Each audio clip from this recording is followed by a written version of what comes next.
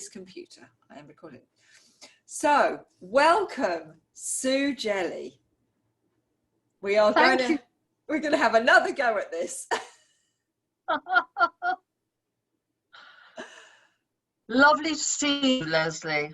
And lovely to see you too, Sue. And it's really good to have another go after earlier, because obviously we had that technical hitch, which we now know is all down to Sky. I'm going to blame Sky for everything.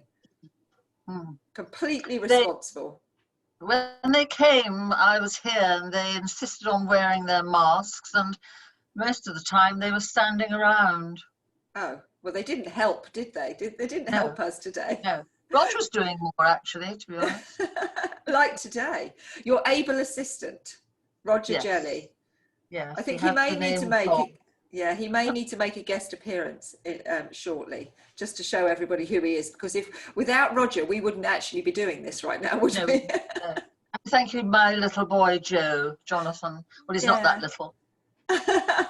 Yes, we had to call in reinforcements because we couldn't get rid of the green screen off of the Zoom, but now we can, because we wanted to see all your beautiful artwork behind you.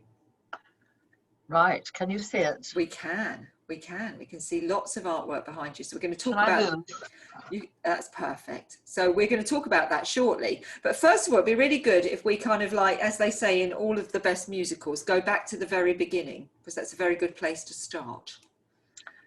Fine by me. And you tell us where it all began, and we are really looking forward to some very, very funny stories and anecdotes. Well, Leslie, it all began a long, long time ago, a very long time ago.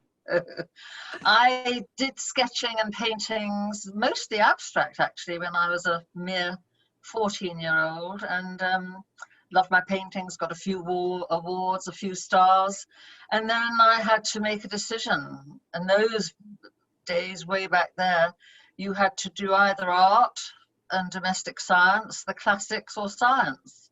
So I chose my languages, and I never did any more drawing or painting after that until I was in my late 30s, 40s.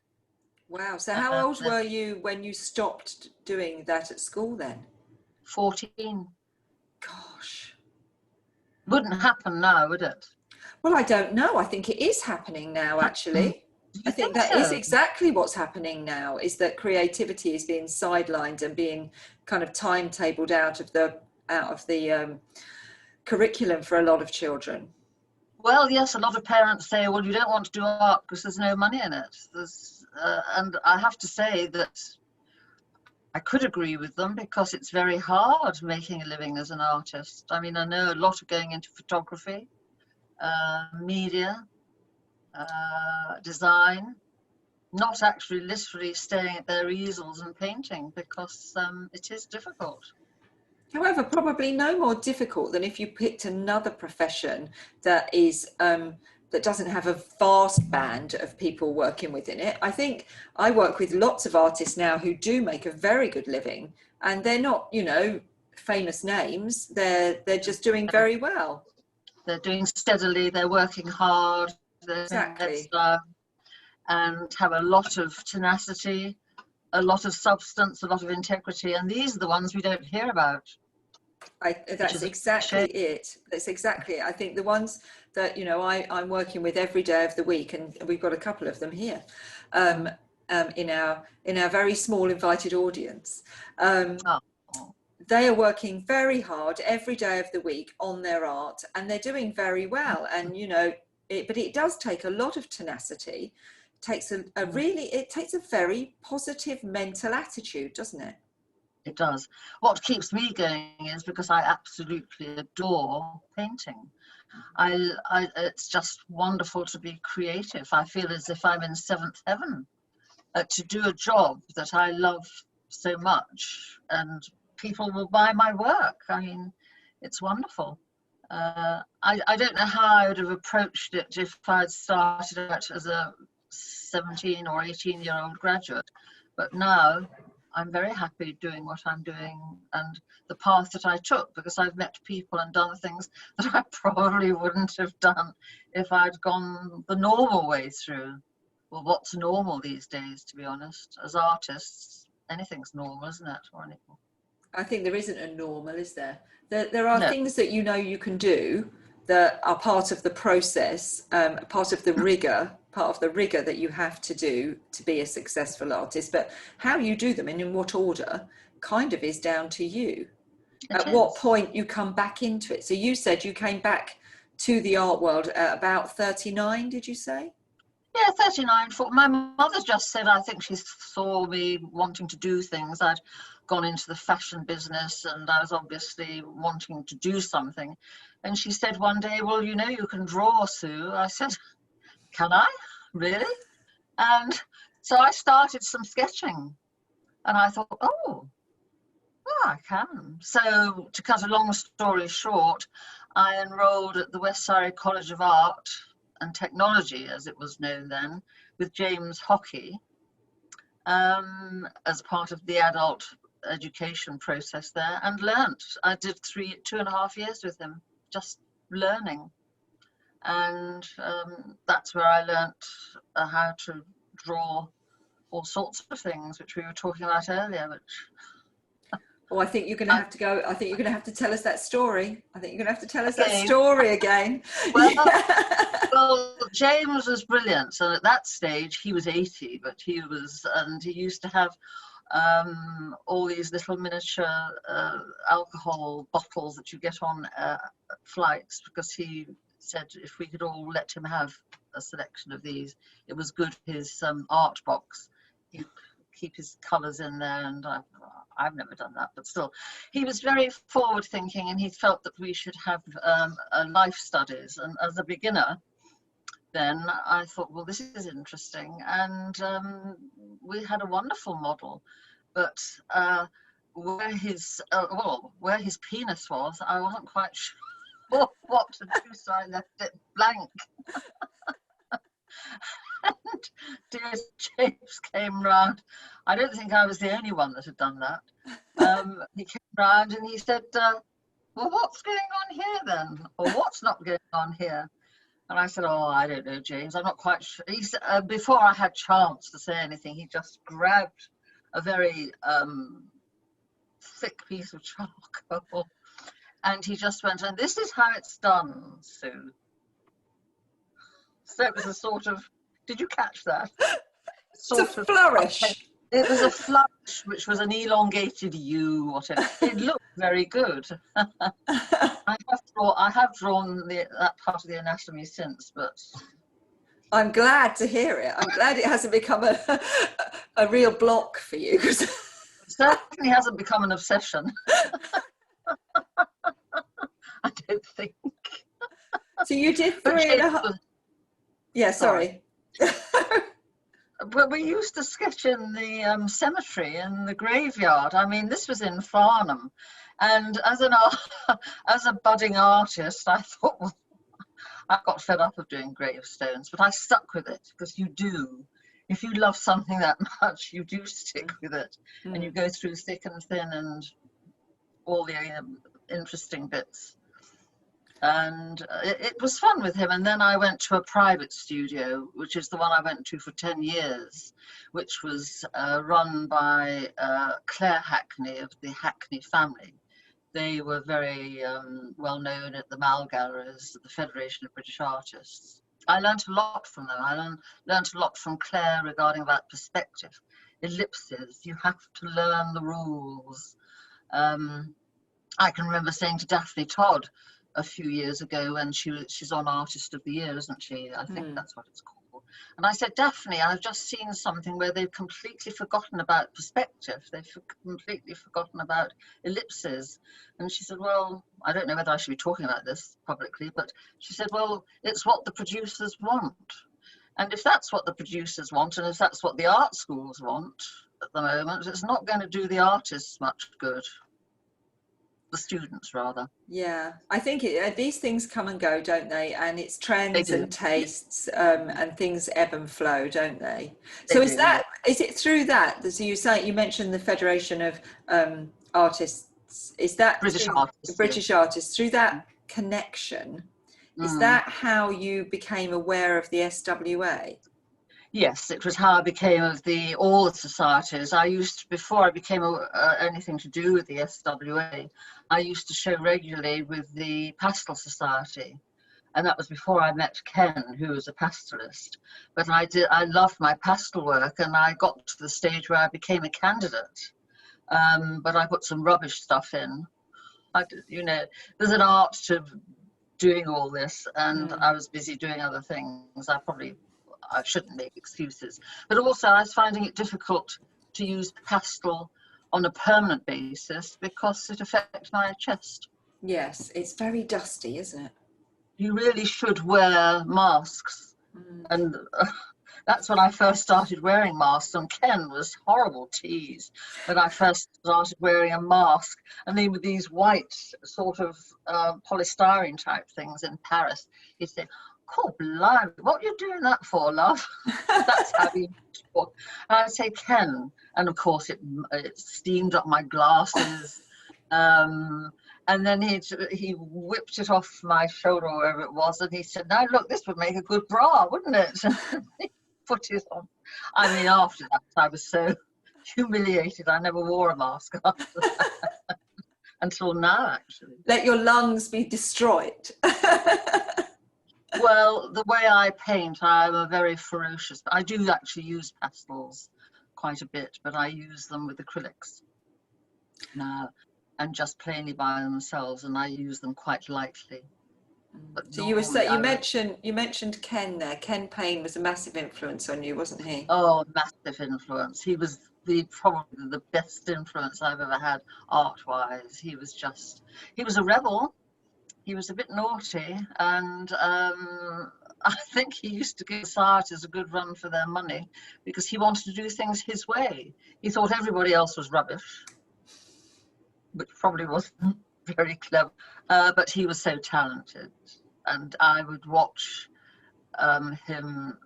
his demonstrations, which he did magnificently, and because I was good at observing things, and although he had said, "Oh, when I teach, I don't give everything away," and I thought, well, I'm going to watch really close now, and I could see how he did certain things. I didn't let on to him, obviously. He knows now. So, well, he is up. He died. He's watching. He's watching me. Yes, he's watching me. But he knew I could tell him off. He didn't mind. Quite liked it. But we had some fun. We went to Paris. We went to Bordeaux. Went to London, and we had lots of fun. Because it's quite hard, when you're out there painting with a crowd and people watching you.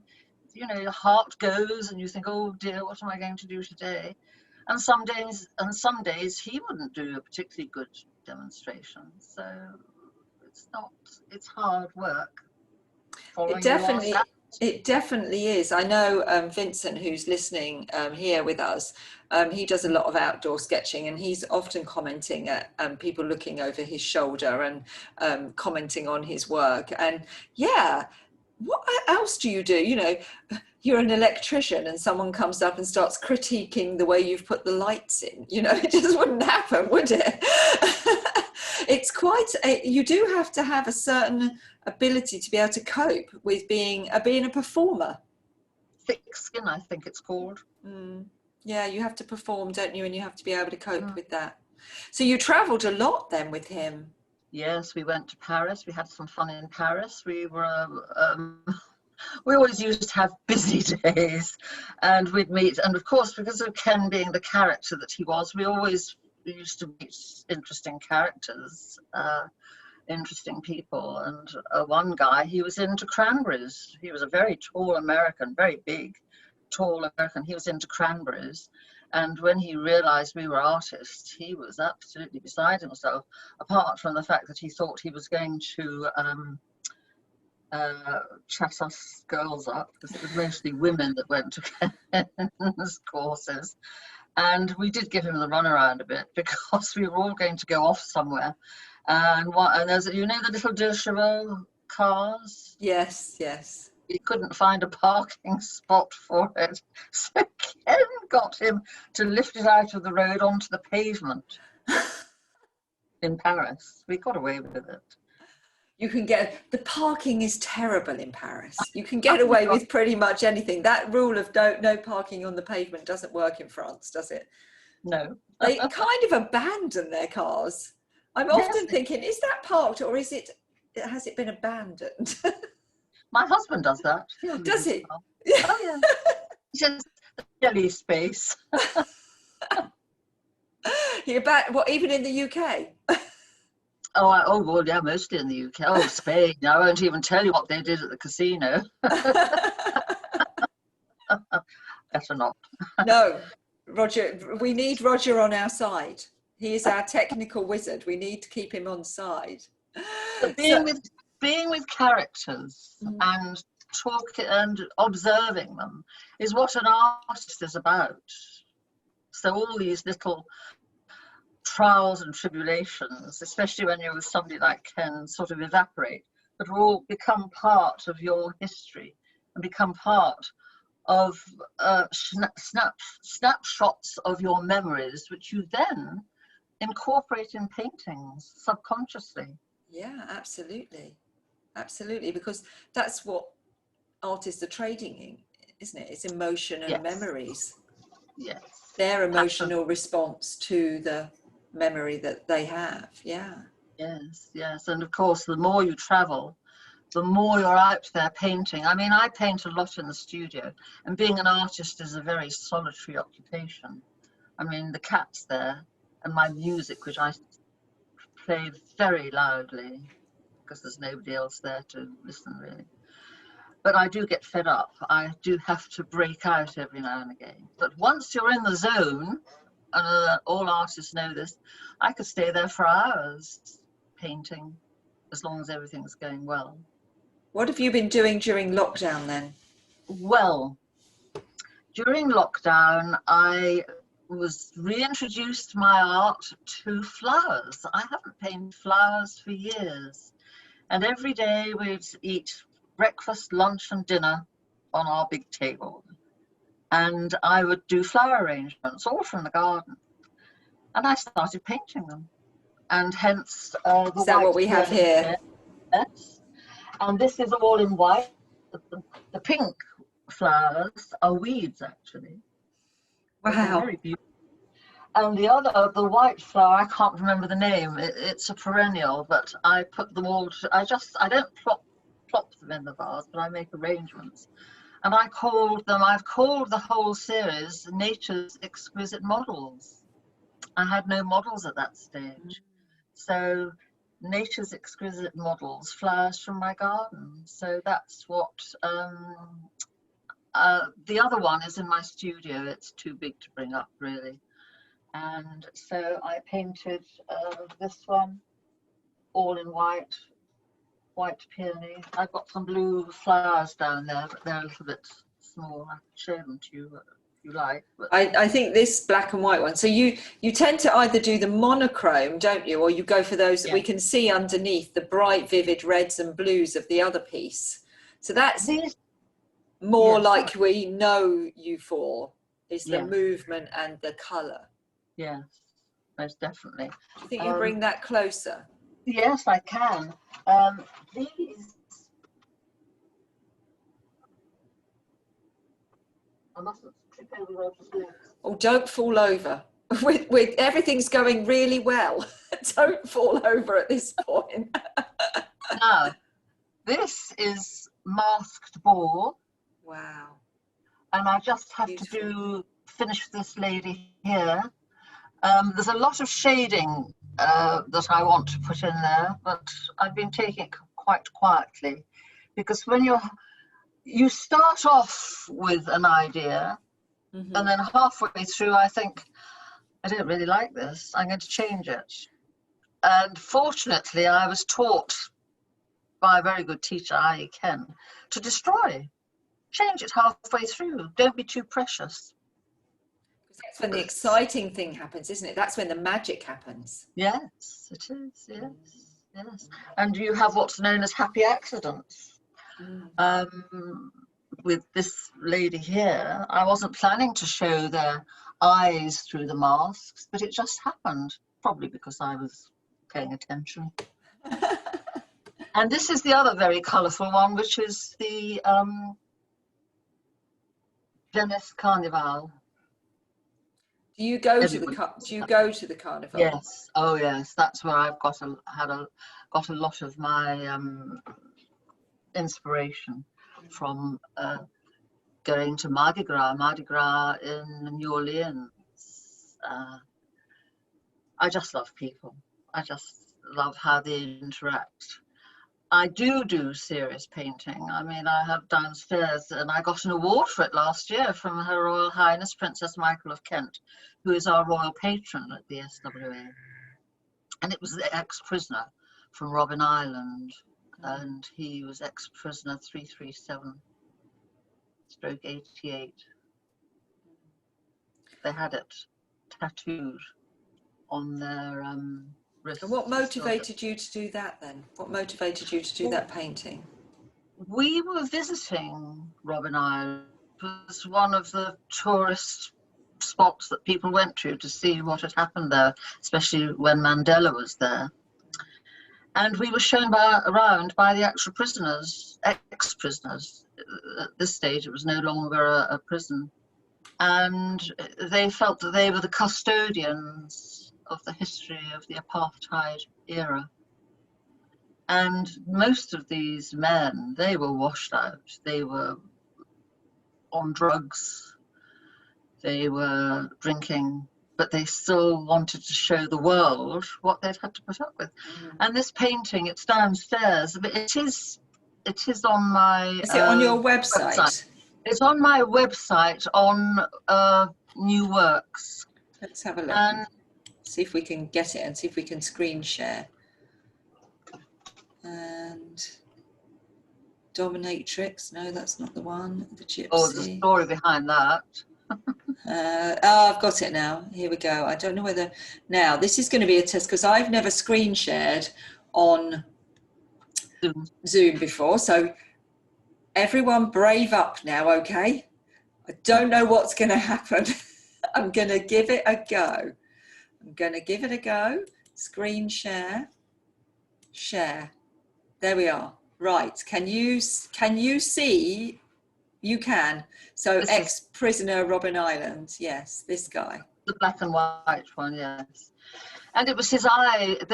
You can tell a lot about people by their eyes. And being a portraitist, it isn't because I study people all the time, but I'm very observant. And he had that tiredness and worn out feeling in his eyes, but he was also still very proud. And I tried not to show the bars, because they had bars all over the place. And I took a picture of him by the bars, by the prison cell, by the cell. So he looks so world weary, doesn't he? He was. His eyes were all yellow. I mean, I suppose. Yes, but he was so lovely. He looks really, he does look like he's had the weight of the world on his shoulders. Yes. Yeah, I wonder so there we go. There's the Dominatrix. Dominatrix. Dominatrix is part of my new series, black and white series. I did her about a year ago, but I have a black and white series of faces and places of the world. And I've just finished a second one, which is the jazz at Le Petit Journal in Paris, which is where I met Ken again. That was an interesting visit too. Dominatrix is a combination of people that I met in Tucson, Arizona, because I used to have 2 agents over there. And the gentleman at the keyboard there with the dreadlocks, he was a musician that used to go around the various restaurants. Now, the lady in front is a very feisty violinist, and she's very much in charge. Hence the story. I mean, it's a saucy tale about girl power, and it's full of allegories. The girl is in charge. Her violin, her bow, and her musicians in the background, who obviously are doing what she's telling them. Exactly what they're told to do. Yeah. Yes. Yeah. Now, I really wanted to bring up, if I can find it, the picture that we were looking at earlier. There we go, of the barfly. Yes, and I wonder if I can make that any bigger. Yeah, there we go, barfly. Oh, Because you were talking. Yeah. I thought this was enchanting, and this is one of the pieces that you've done during lockdown, isn't it? Yes, it is, because in lockdown I had no models, but I've always had sketches. Because with Ken and other, privately, I've always had models, and I've kept sketches and photographs. And this lady, I think I did her out of my imagination, actually, to be honest. I think this is one of the paintings that I sometimes think I'm going to doodle, play around. That was totally from my imagination. Barfly. We're all supposed to be drinking more. We're all supposed to be at the bar at the moment and being naughty drinkers. And I thought it was a rather nice painting, because I like painting people's backs. You can tell as much about a person from their back view and from their gait, the way they walk and carry themselves, as you can from the front. And is this pastel? Is this pastel? No, it's acrylic on a canvas board, but there is pastel there in the glasses. Sometimes I say it's got a hint of pastel too. Yes, there is. And when I do something like that, I have to be very careful. I can't varnish it, and I spray varnish it, but I have to spray varnish it about half a dozen times. Because the light on it is exquisite. Oh, thank you. Absolutely exquisite, the way you've rendered the light in that picture. And it was meant to be like that, because if you have a window, if you have the sky, you always have to have something going on to show you that there is a beam of light there, a ray of light. And of course, we don't know what she's going to choose. I particularly didn't want her holding a glass. It's fairly obvious she is going to. But sometimes I get a bit naughty with my paintings. I don't always do the obvious, Lesley. Good. Now I'm going to try and unscreen share now. Let's see what happens. Oh, look at that. There we are. Gosh, that wasn't quite so scary as I thought it might be. I thought we might all disappear. Well, if you can find a picture of Quincy Jones, because that was another outing. Oh, let me see if I can find one then. So I need to very go exciting. off of there. So what page might Quincy Jones be on? Well, he's not. He's sold. He's gone. Which page? He's not on my home page. I think he might be on my portrait page. Portrait page. Let's try portrait. Under portraiture. He should be, and if he's not, I'm sorry. It's a sort of profile. Yes. There we are. Got it. Yeah, got it.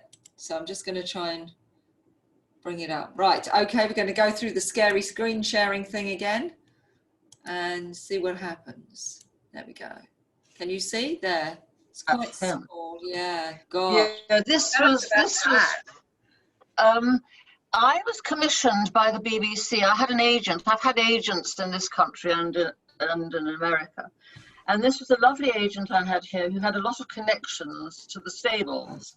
You know, the jazz, is it in Leighton Buzzard? Somewhere around there. It's just outside Milton Keynes, isn't it? Is it? Yes, I've forgotten really. But where Cleo Lane is, isn't it? Cleo Lane, yeah. Well, she knew this. She was a lawyer, actually.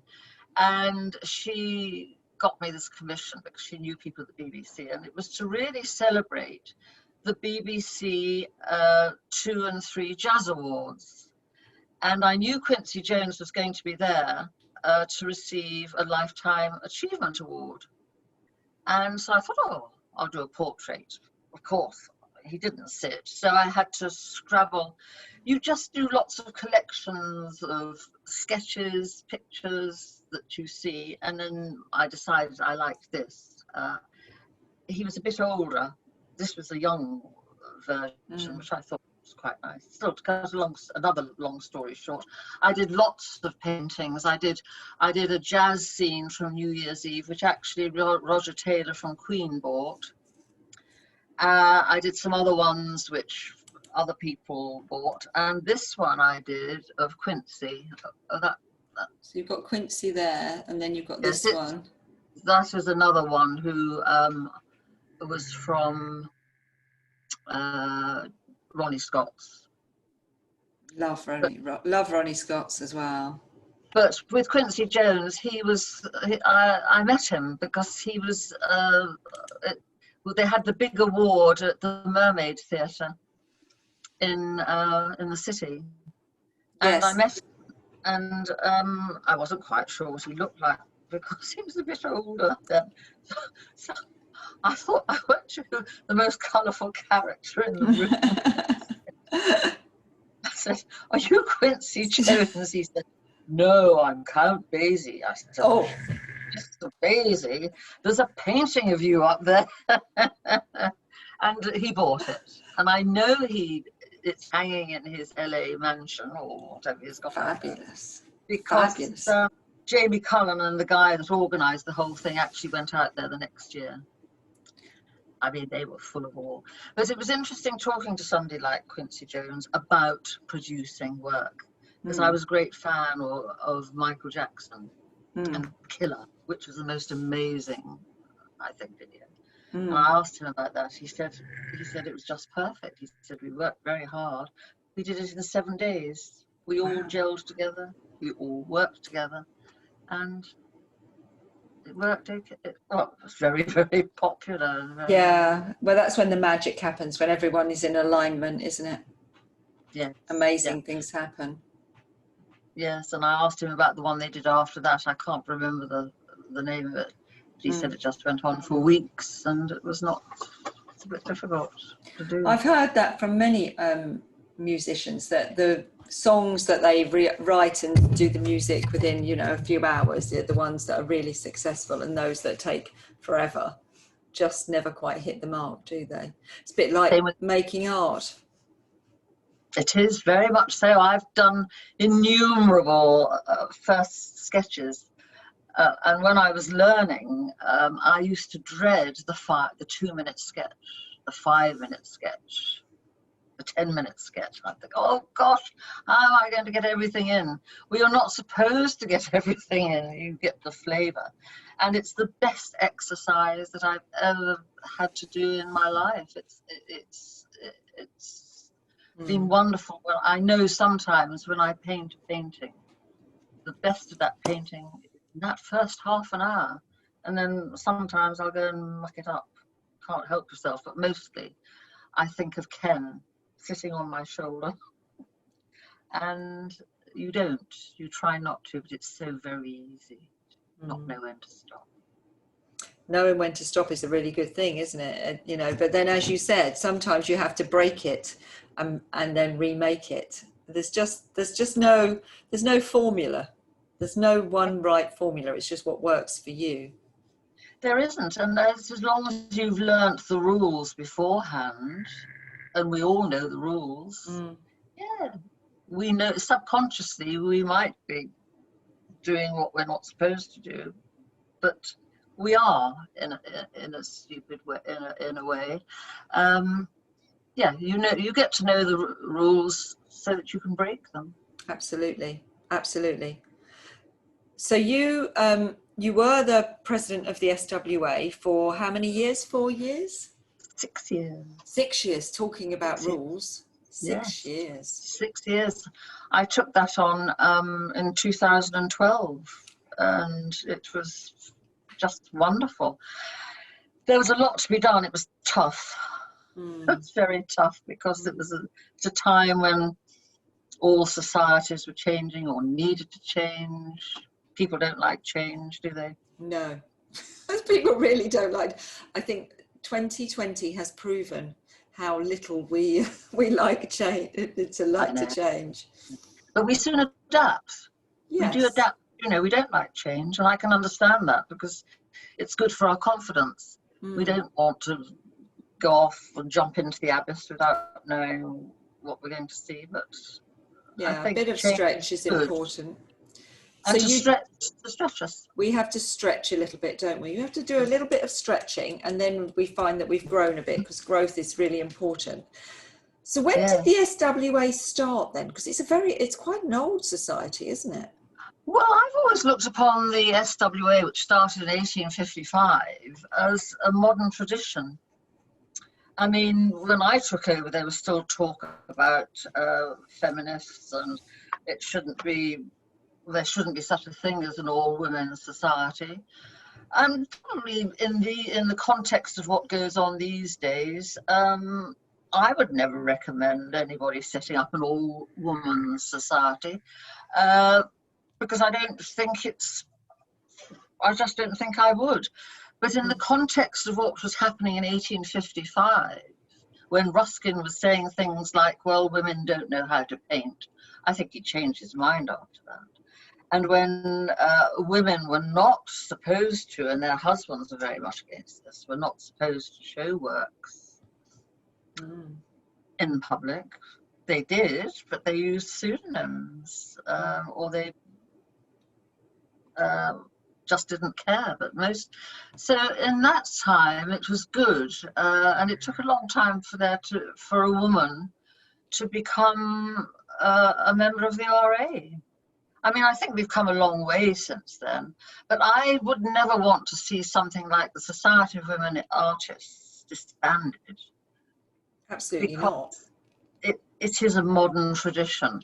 And you know, we've been talking a lot about history in the last few weeks. Our history is important.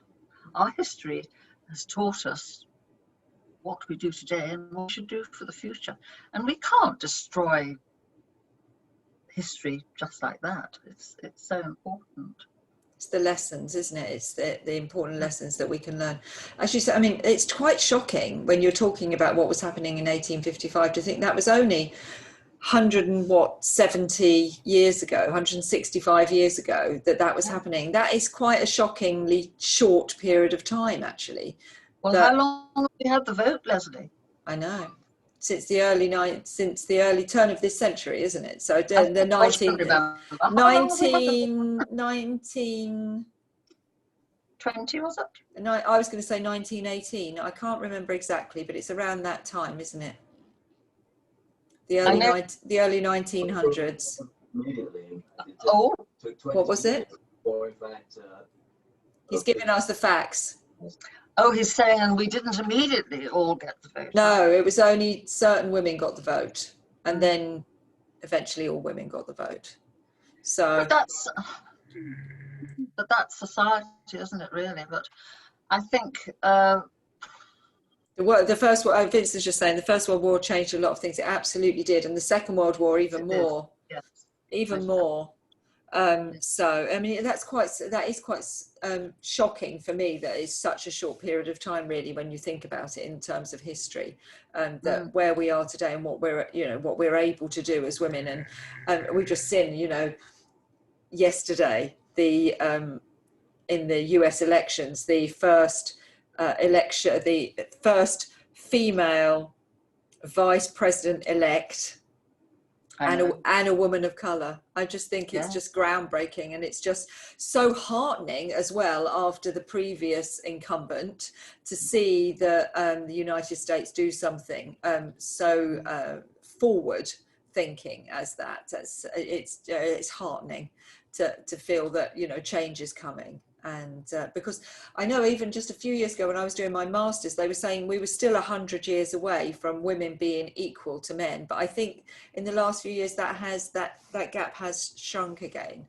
You, for instance, are the first female chair of I'm reading this because I need to get the words right, the Painter Decorators Fine Art Society, aren't you? How did that happen? That's brilliant, because it's the PDFAS, which I'm not going to say that. I'll say that wrong, and then people will say, "Is that something to do with dogs or something?" It probably is. A lot of old dogs.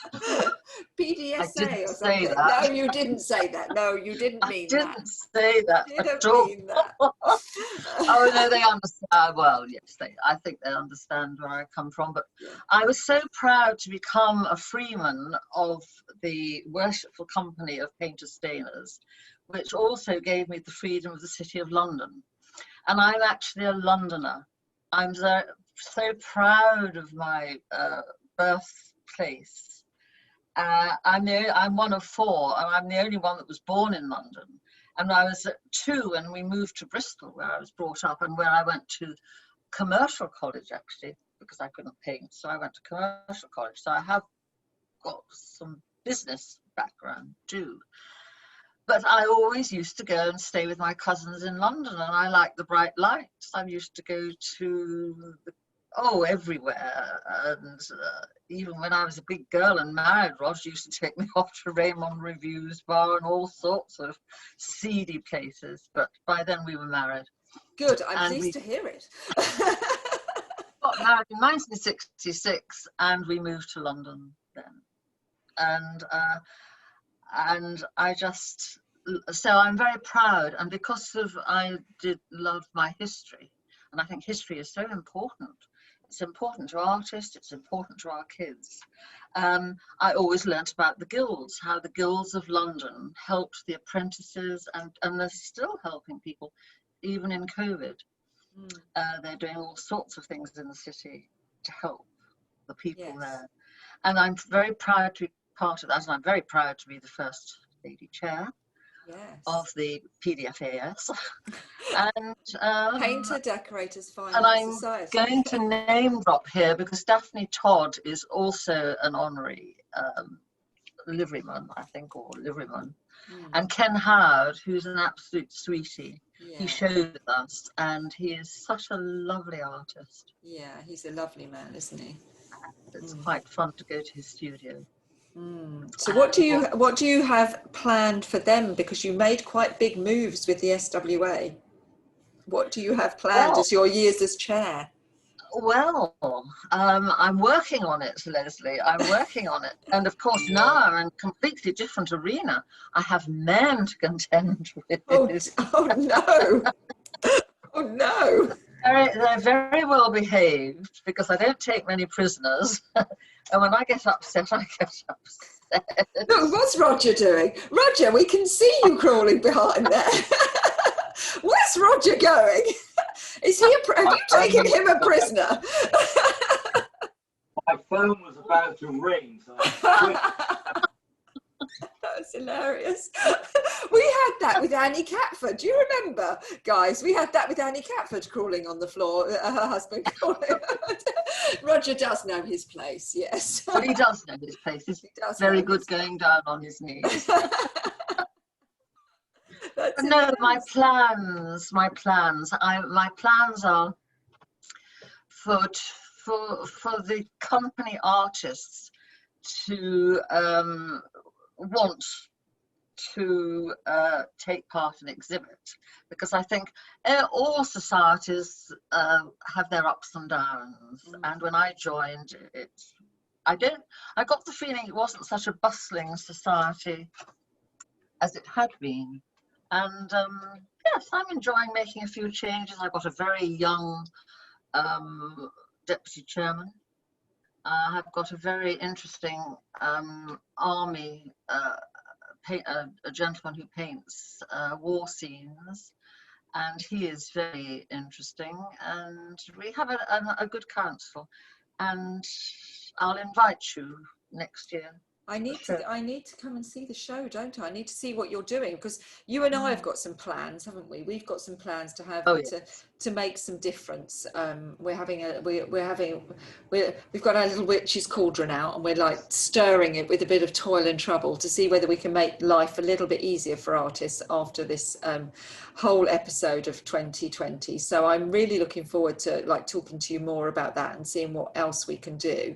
And I'm so excited to see the changes that you make to that society, because I know that you had such an impact on the SWA, and I think the future for them is bright. If you're going to make it more bustly, then it's going to be exciting times for that society, I think. I really loved coming along to the SWA shows and the openings, and I was very privileged one year you asked me to speak, and that was a really moving opportunity, because I'd never really stood up in front of people in that context before and talked about myself. So I've talked about artists you know, all the time, but I never actually talked about myself. So that was it was a moment, yeah, and I really appreciated it. And I've really enjoyed this. I'm so glad we made it work. I'm so glad we made it work. Now, Fran, I think Fran had a question earlier on, which I think we've answered actually, which was, do you work from photos and sketches? Which you've said, yes, you do, but you do like to work from life as well, don't you? I work from anything I can get my hands on, apart from that I say. I work from, because I spent a year just studying life. I mean, it was a year at a private studio just once a week, but we had wonderful models. And Claire would go down to the local gym in Aldershot called Muscle Junction. And she would pick up, knowing what Claire was like, pick up the odd male or two. Oh, one of these wonderful models came back.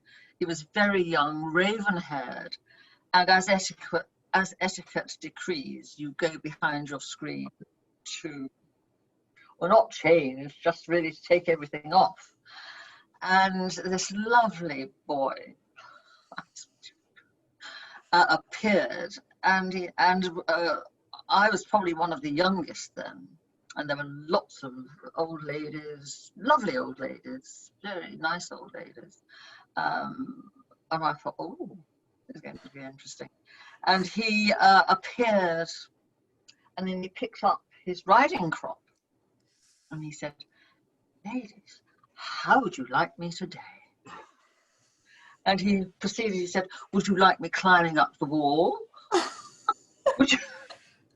I mean, it was hilarious. Nobody batted an eyelid. And he was lovely. He had the most beautiful freckles on his bottom. Look, we're going to be going through your website trying to spot this creature with the freckles. Leave that.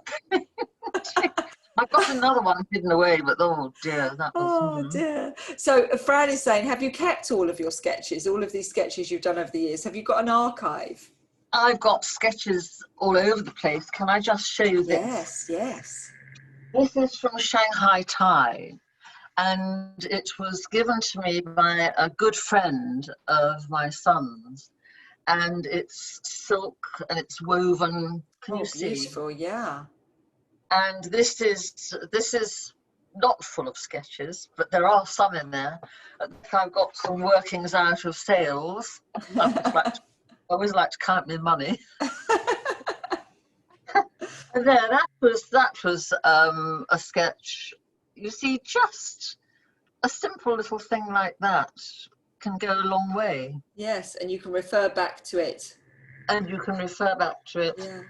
And St. Paul's Cathedral, which I painted many times. Oh, look at this one as well on the left, the dancer. Yeah. It shows, doesn't it? You've picked up the marks just of doing the singular mark. Mm. And that was all helped by those 2-minute sketches. Yeah. 4-minute sketches. And the man's penis. We mustn't forget the man's penis, because obviously obviously helped. One of those archives, it did actually, because with the singular curve. I looked at something. Well, I did something after that where I just put in too much detail. Oh dear. I'll say no more. Say no more. I think James Hockey had this. I'm sorry. Is it Vincent? But James Hockey had the right idea. Just a sweep. Be positive. Really? Be firm. Be firm, Miss Jelley. Well, yeah. Well, yeah. Thank you so much. This has been a delight. I'm so glad that we managed to do it.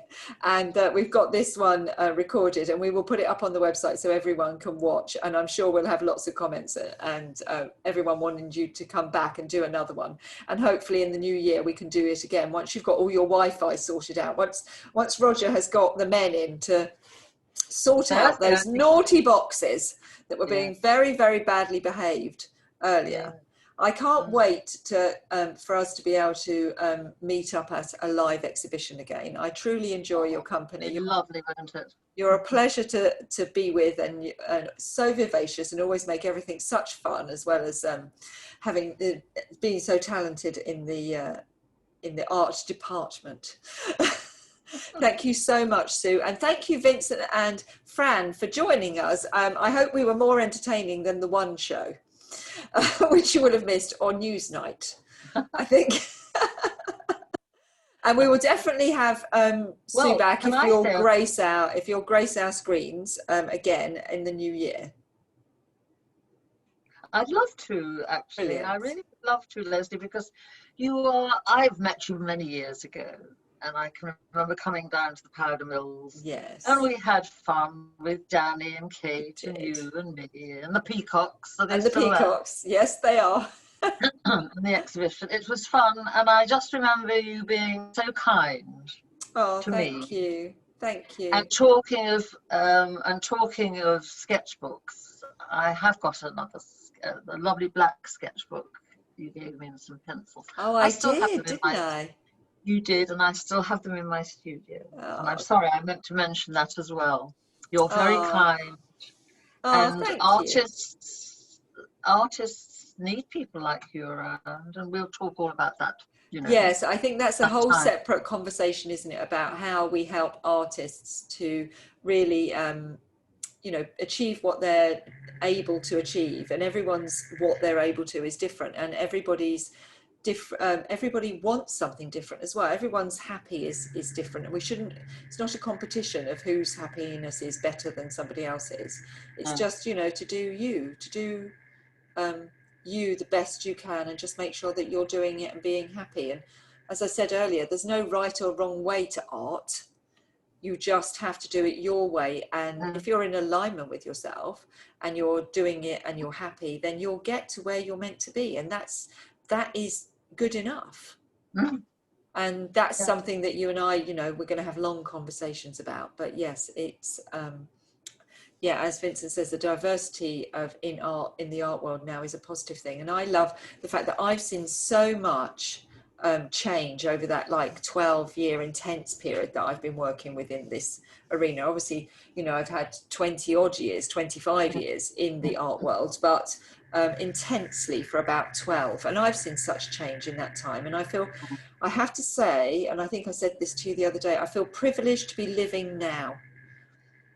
I often thought that I'd been born at the wrong time, because I love history like you, and I love, the big flowing frocks, and maybe a calmer, slightly kinder era. But actually, I feel totally privileged to be living now, because this exciting things are happening, and massive changes come when you have an episode like we've just lived through. It throws up so much, but it creates a gap, doesn't it, of which that is potential, and that's so exciting. I'm so glad you said that, Lesley, because I haven't touched on my family too much, but I have to say, I just wish my grandmother and my mother were young in this era. Yeah. Because they had so much potential. They had so much to give, and life was not that easy going during the war. It wasn't easy for my grandmother. No, but they're living through you, Sue. I truly believe that, we take things from every generation that has gone before, and they carry on living through us, don't they? Yes. We are so much a part of all of those that have been before us. And especially around this time, when you're of remembrance as well, that I do feel, I feel the essence of my Nan, who was very precious to me, with me every day. And, I hope that everything that I do, she feels has made her life a little bit more worth it. Well, I learnt a lot from my grandmother and my mother, and I have them to thank for so much. And what more can you say, really, Lesley? Exactly. We're very, very privileged to be living now, and we have to remember the times that they went through. But as I say, I feel that they're with us every day. We're, because we are so much part of them. But thank you so much. And thank you, Fran and Vincent. If you want to unmute your mic, you can say hello and cheers. Yeah, there you are. Fran's got her vodka and tonic. And yeah, Vincent and I haven't got any alcohol. There's hardly any left in that, Fran. You should have a virtual way of sharing it. Yes, yeah, we need to be able to share the alcohol around. I'm sure you can smell it. I'm sure you can. It's beautiful. What is it, Roger? It's a nice white wine. Hold on. Is Roger still on his knees? Poor man. Is Roger still down there on his knees? I think No, Roger needs to just nip in and say hello. Oh yes. Come Round. on, Mr. Jelley. Come round, Mr. Jelley, and say, oh, Mr. Jelley's glass is nearly empty. There he is. I was told to get the glasses, you see, so in fact, just to get the refreshments for the end of the evening. So cheers, everyone. Nice to see you all. Cheers. And thank you, Roger, for helping us so much. It's been brilliant. Thank you, Sue and Fran and Vincent. And we will speak very soon. Thank you. All right. Take care. Yeah, we will. We'll speak very soon, Sue. Thank you so much. Lots of love. Lots of love to you, and lots of love to everyone who's watching us. We don't know, because everyone will be watching at all different times now, even though we tried to do it at 1 o'clock today. The gods, the tech gods did not want that. They wanted us to do it now. And actually, it's been lovely. It's been really mellow. And I've really enjoyed it. This is the first drink of the. Well, no, it isn't the first drink of the day. We did have to have a drink with our lunch after the shenanigans. After that. I don't blame you. I had to go for a walk with the dog. Oh, that's even better. I said to my husband, Paul, he said, are you all right? I said, I just need to go and get some air. I'm going to take the dog for a walk. He said, when I came back, he said, how are you? I said, I feel a lot better now. And I said, and on my way back, Roger rang to tell me what had happened. And so that really helped.